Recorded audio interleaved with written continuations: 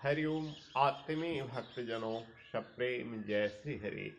आज का प्रसंग है ऋषि बलाधि बड़े ही तपस्वी थे, बड़े ही संत थे, बड़े ही पूजा पाठ में निपुण रहते थे।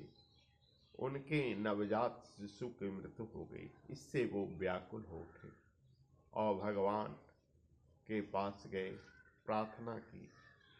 उन्हें देवराज ने अमर पुत्र देवराज की उपासना कर उनसे अमर पुत्र प्राप्त करने की प्रार्थना की। बलाधि की तपस्या आरंभ हुई। तप शक्ति से उन्होंने देवराज को प्रभावित किया। इंद्रदेव प्रकट हुए और वर मांगने के लिए भी बोले। वर मांगने के समय बलाधि ने कहा, देव मुझे एक ऐसा पुत्र दीजिए जिसकी देह कभी क्षय न हो। देवराज इंद्र ने कहा, यह असंभव है, मनुष्य देह का अमर होना कभी संभव नहीं है, आप दूसरा कोई वरदान मांग लीजिए। सोचकर ऋषि ने कहा कि ठीक है, तो फिर यह वरदान लीजिए कि सामने जो पहाड़ है वो जब तक इस ढंग से अचल खड़ा रहे तब तक मेरे पुत्र जिंदा रहे, उसकी मृत्यु न होवे। देवराज ने एवं वस्तु कहा कि ठीक है, वैसा ही होगा। इंद्र प्रसन्नता पूर्वक चले गए। समय पाकर बलाधि को पुत्र भी हुआ। उसका नाम मेधावी रखा। मेधावी बाल्यावस्था से ही बड़ा अहंकारी यानी घमंडी था। उसे कोई मार नहीं सकता। फलस्वरूप वह जहां भी जाता ठिठाई करता, किसी से नहीं डरता, जो भी आता वही मन में जो करता, किसी को मारता पीटता। बलाधि ने एक दिन अपने पुत्र को बुलाकर समझाया कि वस्त्र विद्या धन रूप शक्ति देव कृपा का फलस्वरूप है, इसलिए अहंकार नहीं करना चाहिए। अहंकार ही मनुष्य के पतन का सर्वनाश होता है। मुझे मिले वरदान का चीर सुख, चाहो तो अहंकार को छोड़ दो, क्योंकि अहंकारियों का पतन होता है। कोई भी अहंकारी, कोई भी घमंडी नहीं रहा। बड़े बड़े रावण हिरण्यकश्यप तक मारे गए। मेधावी पिता की बात पर गुस्सा गया और उसने पिता को बहुत सारे दुर्वचन कहे।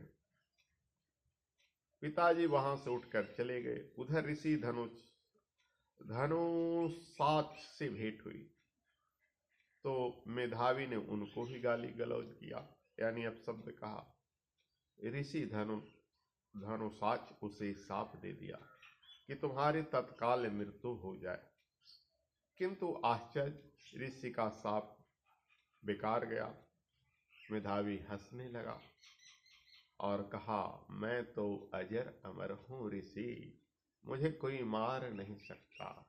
ऋषि ने अपनी आज्ञा से आंख मूंद कर ध्यान किया तो प्राप्त किया कि इसे वरदान मिला है कि जब तक यह सामने वाला पहाड़ रहेगा तब तक ये मरेगा नहीं। ऋषि को हंसी आई। ऋषि भी कम पावरफुल नहीं थे, उनके पास भी मंत्रों की अथाह शक्ति थी। ऋषि भैंसा बन गए और अपनी दुर्दांत सिंहों से ऐसे करके पहाड़ को तहस नहस कर डाले, पहाड़ को चूर चूर कर डाले। पहाड़ को गिरना, चूर चूर होना, तत्काल उसकी मृत्यु हो गई। इसीलिए कहा गया है, कोई कभी अमर नहीं होता है और अहंकारियों का विनाश निश्चित होता है। कितनों कोई अगर अहंकार करेगा तो उसका एक न एक दिन पतन होता है। रावण, हिरण्यकश्यपु, कंस, शिशुपाल, इस ऋषि जिसकी कहानी कह रहा हूं, ऐसे अनगिनत सैकड़ों पन्ने इतिहास में पड़े हैं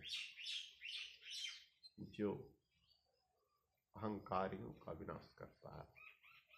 लेकिन यहाँ इस कहानी का आशय है कि अमृत श्रेष्ठ नहीं है, सदाचार। अगर वह व्यक्ति सदाचारी होता तो चिरंजीवी होता, लेकिन वो सदाचारी न होने के कारण ही अमरत्व को प्राप्त नहीं किया। अतः सदाचारी बनो, अमर बनने की कोशिश मत करो। अमर तुम्हारी जस कितनी रहेगी, तुम नहीं रहोगे।